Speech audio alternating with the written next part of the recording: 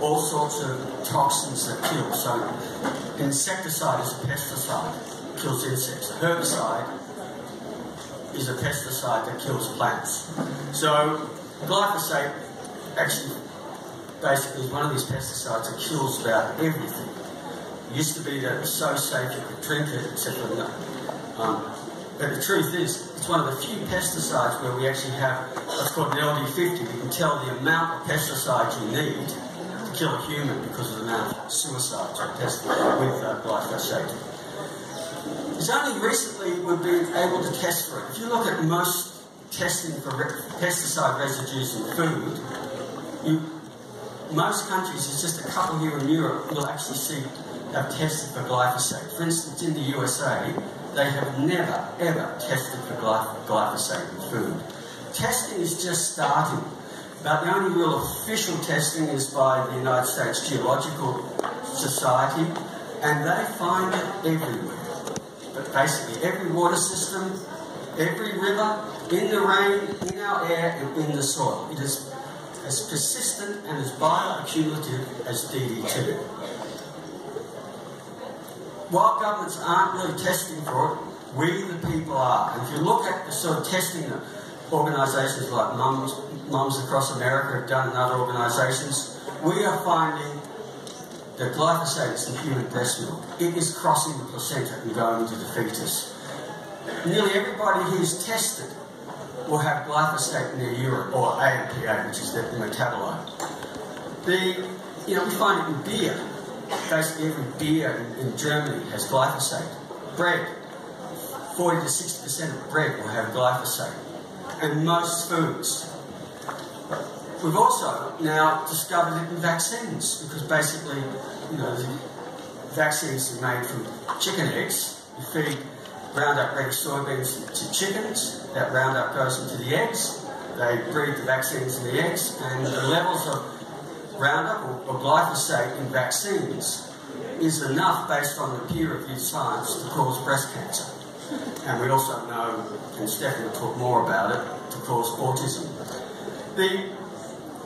I think the real critical thing here is, when we're looking at how the majority of people are exposed, it's not because they live in farming areas and getting spray drift, it's because they're eating what is regarded as a normal diet. That is how it's going through the whole food chain.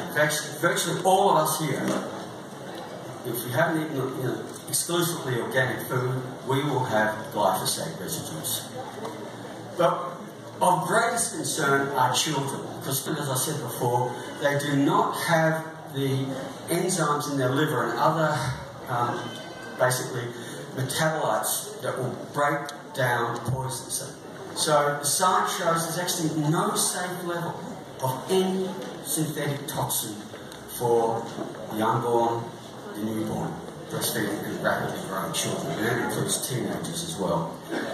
The scientific literature, and it's massive, it's probably one of the most studied poisons in the planet now, and there are hundreds and hundreds and hundreds of papers that we can get access to.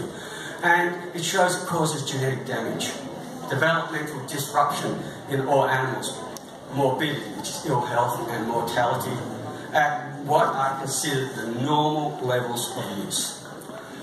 For instance, one of the studies shows that glyphosate damages human placental cells. We've actually known for a long time that families who use glyphosate have higher levels of miscarriage. Now we know that it's due to the glyphosate actually damaging the placenta. But the real concern is the effects that don't get miscarried. I've got here pages and pages of studies showing that glyphosate causes birth defects. And, I'm not going to read them all out, but this is some of them here. The last one I've got there, Alejandra Paganelli and her colleagues, they actually found the biochemical root of how it disrupts and causes birth defects.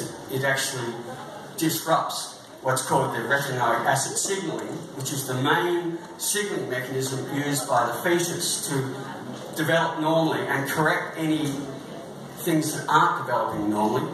So as a result, because it disrupts that, it leads to multiple birth defects. I'm a co-author of a study where we looked at 22 diseases in the United States that had a very high correlation with glyphosate, or the increase in glyphosate. The correlations were such that what it would mean if it was an accident would be one chance in 10,000 that they weren't linked. So I just want to show one, and Stephanie will talk on more detail on this. And this is a strong correlation between the use of glyphosate and autism in the United States. If you look at the bars, that's the increase in autism. If you look at 1990, 1992, 1994, it's basically nothing.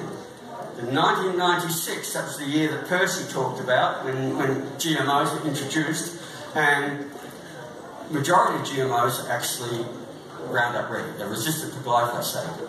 And at that time, you can see this exponential increase in autism in children in the United States, and it tracks precisely with the increase of glyphosate in farming, which also means is that basically more and more people, when they eat the normal American diet, are getting glyphosate.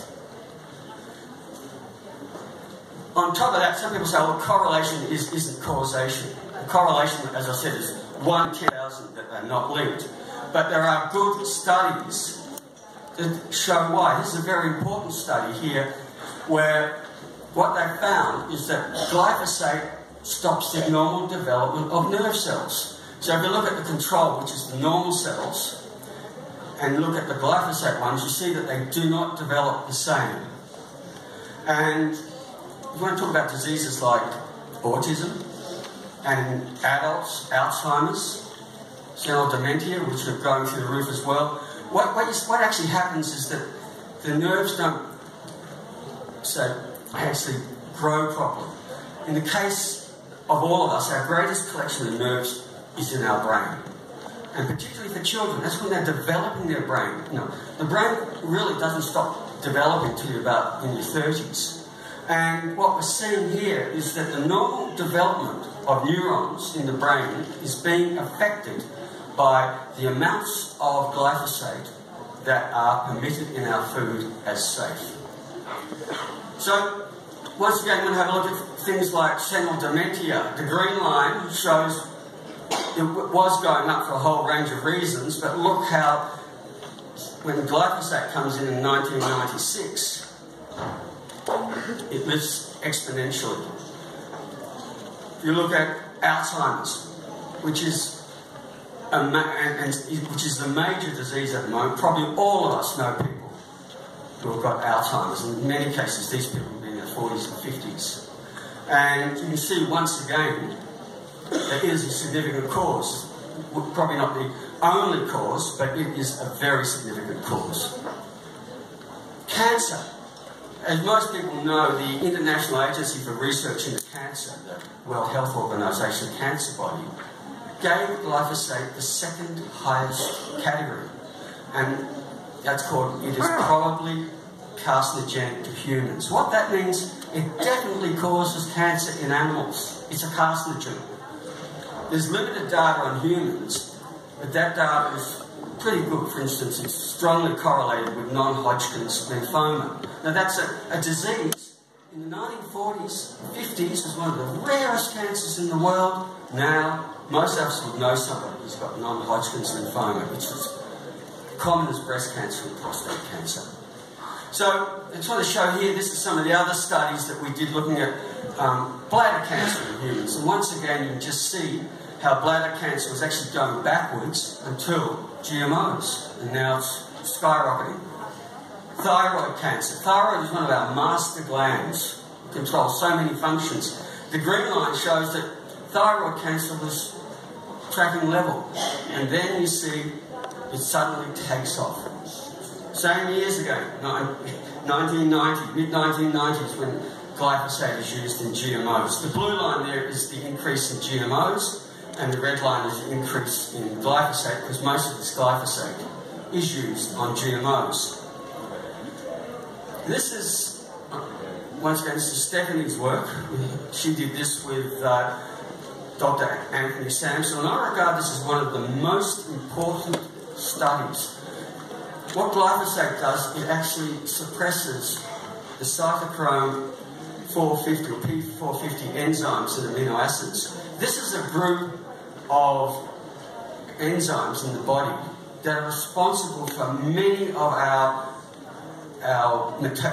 metabolism or biological pathways. It is also very responsible for the enzymes that break down toxins in the liver.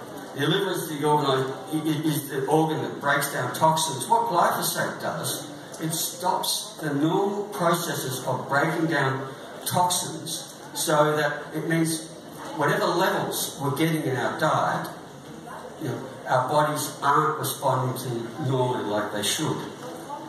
So I just didn't like it.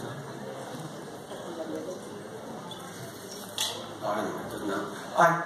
So I just want to show some of the metabolic diseases at the moment. Obesity is a massive problem around the world. And it never used to be. Most of us remember a time when seeing a lot of obese people was fairly rare. Now it's everywhere, and you can see that this increase in obesity has happened and tracks the same as glyphosate and GMOs. It's not a coincidence. Diabetes, type 2 diabetes, is linked to people with obesity. The same factors. It suddenly takes off.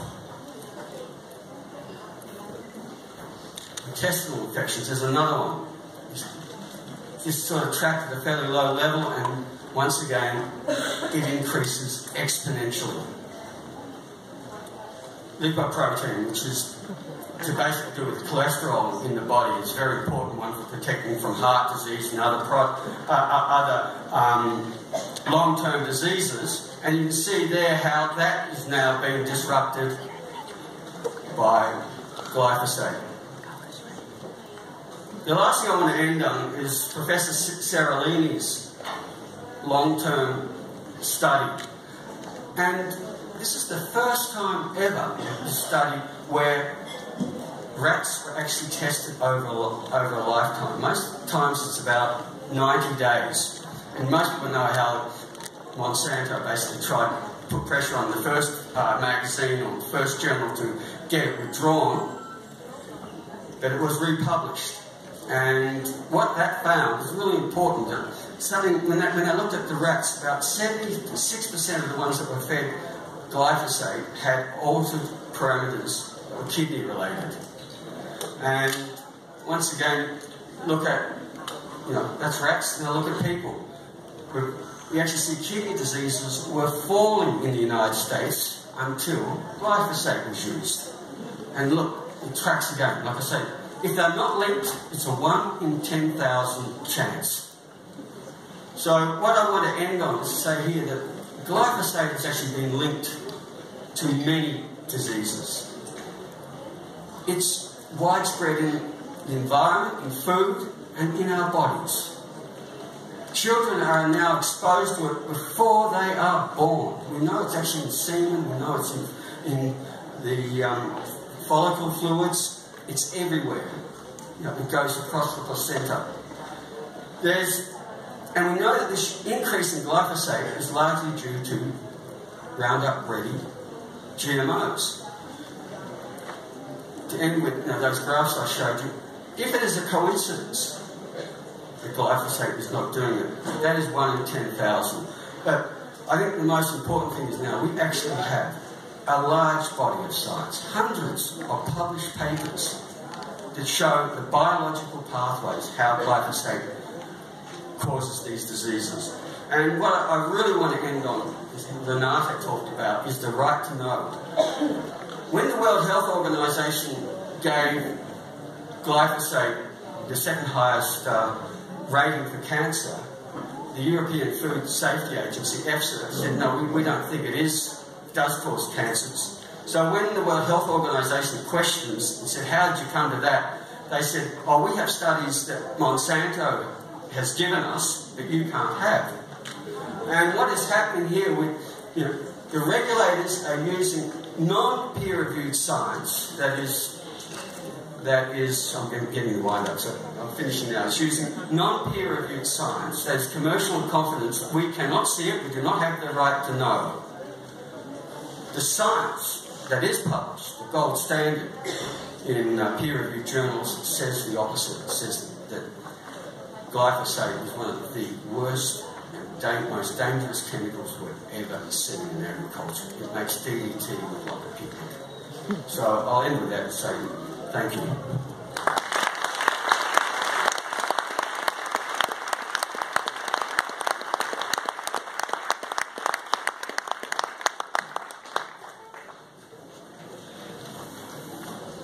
I'd just like to hand over to Dr. Stephanie Santa. She works in the United States in MIT. She's actually a scientist who specialises in artificial intelligence, but she's written some of the best scientific papers on how glyphosate causes multiple diseases in humans, and she'll talk about glyphosate and autism, the epidemic that we're having around the world caused by it. Great. Can you hear me? Yes. Great. Okay. Yes, I've got my mic. Okay. Okay, so I want to start with a quote. Those who have the privilege to know have the duty to act. Albert Einstein. First, an outline. I'm going to cover only a small part of the story because of the short time that I have, but I'm going to focus on two aspects of glyphosate's links to autism, and I'm going to ignore the rest. He mentioned some of the others, and there are many more. It's just that I don't have enough time. So I'm going to give a brief introduction, and then I'm going to go into two topics: manganese deficiency, which is caused by glyphosate, and which is strongly correlated with autism, and how that affects biology. And then the most important topic is glyphosate insertion into proteins in place of glycine with multiple links to autism, and I think to all of the other diseases that Andre talked about. All these correlations with diabetes, obesity make sense if you assume that glyphosate can get into proteins by mistake in place of glycine, which I am almost certain at this point is happening. So first, the introduction. I want to start with a paper that was written by Cynthia Nevin, and she looked at a whole bunch, and I've been doing this as well. I've been looking at autism for at least 9 or 10 years now, and I looked at all these different chemicals in the environment, trying to figure out which one is correlated. If it's correlated, let's see if we can explain it. I was striking out. After about 5 years of looking, I was frustrated because I knew I hadn't found the answer yet. 4 years ago was when I heard Professor Don Huber talk about glyphosate. I was on the edge of my chair, and from then I haven't looked back. I've been working strictly on glyphosate for the past 4 years because I'm convinced glyphosate is the answer. This paper found 3: aluminum, glyphosate, and fire retardants. I have not looked at fire retardants. I've looked at aluminum, and I do believe it's part of the problem, but I won't be talking about that today. This is another curve looking at autism and glyphosate. He showed one before, which is a different data. This is the IDEA data in the U.S. first grade. So the blue boxes are the first graders with autism going up over time. The red is the integration of the previous 4 years of glyphosate usage on core crops. Those two, so that's integrated over 4 years from the age of 2 to the age of 6. The two curves basically coincide with a coefficient of 0.997. It's basically a perfect match. So when you see that, you say there's got to be a causal mechanism here, we need to find it. So I looked and I found, and this was partly from John Huber, who talked specifically about gut microbes and the disruption of gut microbes. That was the thing I was looking for, because I knew the gut microbes were disrupted in association with autism, but I couldn't figure out why. Metal chelation is another thing Don Huber talked about a lot. Glyphosate holds onto metals and prevents the biology from getting at them, and that disrupts the way the metals are used in the body. Very big topic. I'm focusing here on only one metal, manganese, but many other metals are affected as well. Disruption of sulfur metabolism, and that's sort of like the same thing with the metals, but the sulfur really gets messed up. The whole sulfur-based system, and that includes the methylation system, because methionine is too loud? Too fast. Oh, it's too fast. Okay, methionine is sulfur. Methionine is a sulfur-containing amino acid at the base of the sulfur system, and glyphosate starts by messing up methionine and then goes downhill from there. Many aspects of sulfur are disrupted by glyphosate. We've talked about that a lot in our papers. And then there's also the issue of inhibition of pituitary release of thyroid-stimulating hormone, which leads to hypothyroidism, and hypothyroidism in the mom is associated with a 4-fold increased risk to autism in the child. And then there's several papers here at the bottom that I've written that discuss these things in more detail. So now the manganese story, manganese deficiency in autism. First to look at Don Hooper's data, and he looked at plants, and he saw that Fe is iron, Mn is manganese, and Zn is zinc. And all three of them were severely reduced in the roots, in the uptake into the plant, especially on the right-hand side. Left-hand side is roots, right-hand side is in the plants, in the upper part of the plant. And the iron, the manganese, and the zinc are all severely depleted. The green is the standard, and then what you're seeing in the presence of glyphosate, you're losing all those minerals in the plant, which means you're losing them in the food, and you're getting deficiencies. But on top of that, it's messing up the use of the minerals in your gut and even in the rest of your body by virtue of its hanging on to those minerals. So it's really messing up the minerals. Manganese in particular, you can see on the left, even in the roots, the manganese is severely depleted. This is a paper on cows by Margaret Kruger, and she's a wonderful researcher. She's published a lot of the literature on this topic. Severe deficiency in manganese in the blood in cows. So the top line is cobalt, and the bottom one is manganese. The plots are 8 different farms. On the right is the minimum and the maximum range of what you would expect to see for this mineral. So you can see that in both the case of cobalt, which is cobalamin deficiency, that's going to cause cobalamin deficiency, and manganese, hugely below the lower level of what you'd expect in all the cows in all the farms. Very, very striking effect. This is what caused Anthony and me to study manganese, and we wrote a whole paper, Glyphosate 2, is on the manganese deficiency problem. So what are some consequences of manganese deficiency? You have lactobacillus, is a microbe in the gut that is essential to develop at birth and in the early part of life. That microbe critically depends on manganese to work well. Manganese superoxide dismutase is an enzyme that protects from oxidative damage, and that also depends on manganese. Manganese is essential for detoxing glutamate, which is a neurotoxin, and the pituitary depends on manganese to release the thyroid-stimulating hormone. And then there's chondroitin sulfate in the bones, which also depends on manganese. So all of these things are going to be affected. I'm going to go quickly through these just to show elaborating on what I just said. Here's an example of a paper about manganese in the teeth in autistic kids compared to normal kids. And the manganese was down by 60% in the autistic kids. But everything else they tested was not statistically different. And the other studies have shown low manganese in the hair and low manganese in the urine in association with autism. Lactobacillus, I mentioned, depend on manganese. They have a very high intracellular concentration, which they won't have in the presence of glyphosate, and it is very useful to them in terms of protecting them from damage. And they're also low in association with autism, so that's another connection to autism. Glutamine synthesis also depends on manganese, and so that you're going to have an inability to break down glutamate, and glutamate, if it gets too high in the brain, is a neurotoxin that will burn out the nerve cells. And this is a paper specifically on glyphosate, and it showed that when you expose rat pups to glyphosate for a short time, it messes up the nerves by activating the NMDA receptors and causing all kinds of trouble that ends up destroying the nerve and also causing then damage to the fats, depletion of glutathione, all kinds of bad things which can lead to the damage to the nerves that he showed in his mentioning of one paper. This is a paper on looking at the different levels of the different amino acids in the autistic kids, and you probably can't read these numbers, but the only 2 that are significant are these 2, which I will blow up in the next slide, and this shows you that glutamate and glutamine are disrupted in the blood in autistic kids with too much glutamate and too little glutamine, exactly as you would expect if you had manganese deficiency. Okay, now the big topic, glyphosate insertion into proteins in place of glycine, multiple links to autism. This is the idea that Anthony Samsel had last December. He called me up and he said, I think glyphosate is getting into proteins by mistake. And I said, I don't think so. That sounds ridiculous. I don't think that can happen. He said, no, take a closer look. And I did. And I've been poring over the literature on protein synthesis and on glycine's role in proteins. And I am astonished at what I'm finding, and it can totally explain diabetes, obesity, Alzheimer's, everything. All the correlations that he showed, I can find an important protein to point to say, if that protein is messed up, because it has these crucial glycines, it will cause that disease. And so we wrote a paper which describes all of this. So what does that mean? Your protein has a code for glycine. Glyphosate is a glycine molecule. but it has an extra thing attached to it. So you have you're building the protein as beads on a string, you come to the code for glycine, you look for glycine, you find glyphosate instead, and you put it right into the protein. This is a huge problem in biology that will be cumulative, insidious damage over time.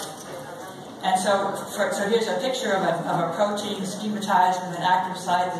The beads on the chain are going around the active site. There's the glyphosate in there by mistake. What happens is that it should be glycine. There's extra stuff in the glyphosate. It gets into the active site, and then the substrate no longer fits. So the protein gets disrupted and can't do its job. Now, what's really interesting is that I think this is what's going on with ESPS, which is the enzyme in the shikimate pathway that glyphosate is believed to disrupt and kill the plants. That's the way glyphosate kills plants, according to Monsanto, is by disrupting this enzyme, ESPS. This enzyme, at least three different species of bacteria have developed a solution to protect themselves from glyphosate, which involves taking the glycine out of the active site. There is a highly conserved glycine in the active site. These microbes have figured out how to change it into alanine, change the DNA code so that it's alanine, and that makes them safe from glyphosate. Quite remarkable. And here's an example from a study on E. coli.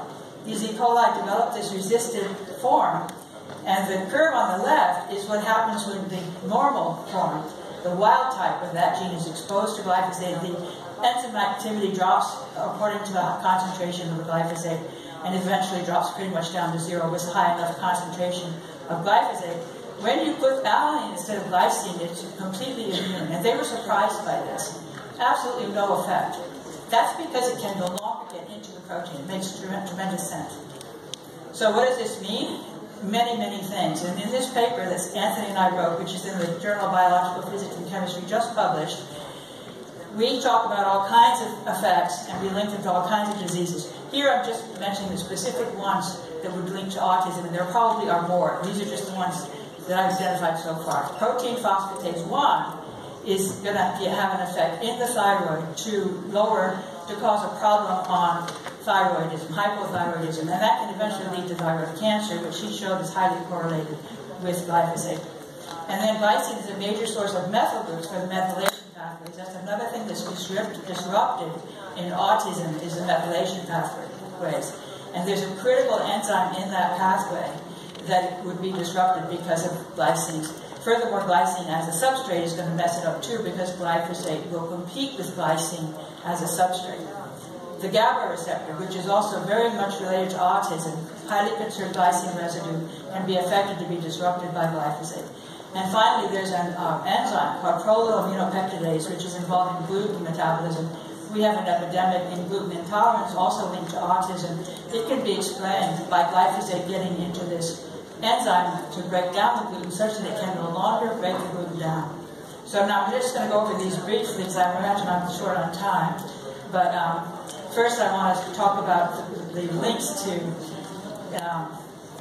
autism. So here's a paper, Metabolic Biomarkers of Increased Oxidative Stress and Impaired Methylation Capacity in Children with Autism. It's identifying two things that are completely explained by the effect of glyphosate on these proteins.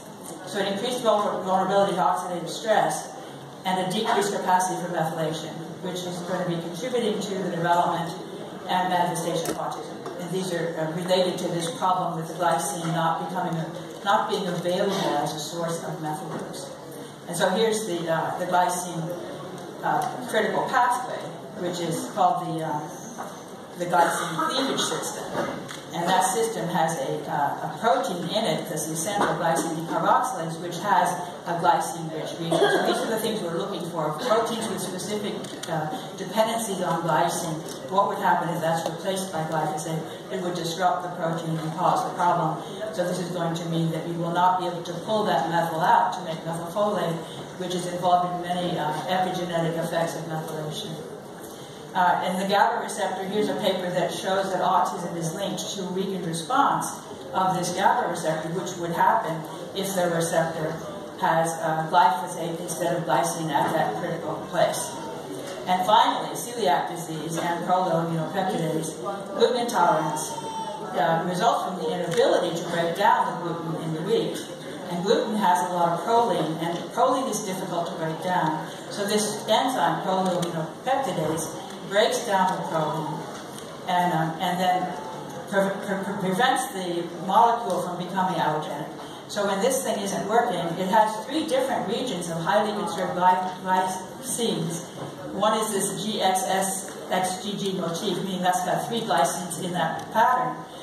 And so any of those could be disrupted by glyphosate. And there are 2 other regions that are highly enriched in glycine as well. So that one has a lot of susceptibility to damage from glyphosate accumulating in the protein, causing malabsorption and celiac disease, which is going to lead to nutritional deficiencies and symptoms of autism. Autism is linked to celiac disease. So that's the end. Well, wheat is routinely sprayed with Roundup these days right before the harvest as a desiccant. And so I think there's a lot of glyphosate getting into the wheat, and that's what's causing the epidemic that we're seeing. So in summary, the United States is facing an epidemic in autism. Glyphosate, I think, plays the most important role in the epidemic. It's not the only thing that causes autism, but it's what's causing the epidemic. And many of the known features of autism can be explained by the known toxicological mechanisms of glyphosate. 2 key factors are manganese deficiency and the disruption of protein synthesis due to glyphosate substituting for glycine by mistake during the process of protein synthesis, which I think is a very, very important aspect of glyphosate and helps to explain why one chemical could be associated with so many diseases.